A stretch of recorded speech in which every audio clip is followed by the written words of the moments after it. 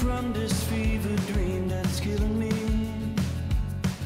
You're drowning and I can see. Een nieuwe dag en nieuwe kansen en zo ook voor de zomer van ZVL. Want we zijn vandaag onderweg naar Schoondijken waar we staan op het Dorpsplein met onze mobiele studio.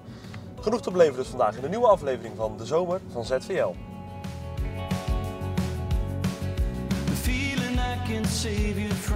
En omdat er tegenwoordig een hele mooie rondweg rondom het dorp ligt, is het veel rustiger hier, tot groot genoegen van alle inwoners. En dat geeft ze weer wat tijd om nieuwe dingen te verzinnen, zoals een reunie die ze straks in november organiseren.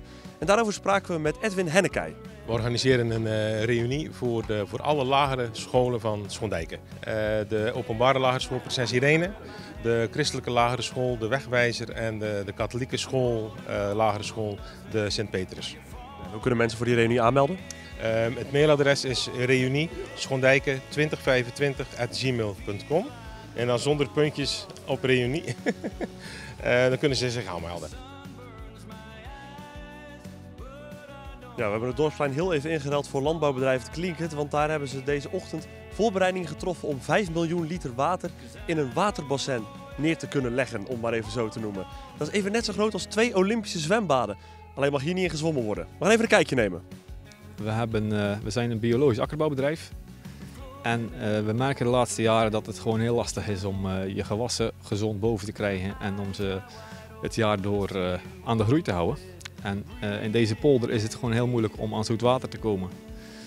En we hebben met een aantal collega's hier in de buurt een project opgezet in samenwerking met de ZLTO om water op te gaan slaan. En dat gebeurt eigenlijk in bassins, zoals jullie die hierachter zien. En vanmorgen hebben wij hetzelfde ingetrokken. Je ziet het net mooi hier over de rand liggen. Het is eigenlijk gewoon één groot zwembad geworden. En nu zorgen we dat er water in komt. Kun jij aanwijzen waar Schoondijken ligt? Nou, hier liggen Bresjes en hier ligt Oostburg. Nou, hier dan ongeveer zou ik zeggen. Nou, hier misschien, ik weet niet. Dat is Oostburg. Oh, we zitten er al een beetje naast. Maar zo hier moeten ze.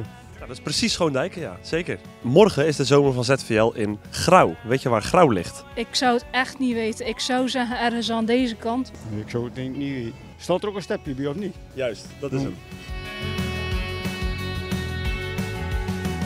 Ja, dat was hem alweer de derde aflevering van de zomer van ZVL hier vanuit Schoondijken. Ja, ging wel goed vandaag, hè? Nou, het was hier echt een zoete inval. Er kwamen heel veel gasten spontaan langs. En we zijn begonnen op de boerderij en geëindigd op het Dorpsplein. Dus we hebben het hele dorp gezien. Ja, en morgen doen we dat nog een keertje over, maar dan live vanuit Grauw tussen 9 en 12 op de radio en 's avonds op televisie. Graag tot dan!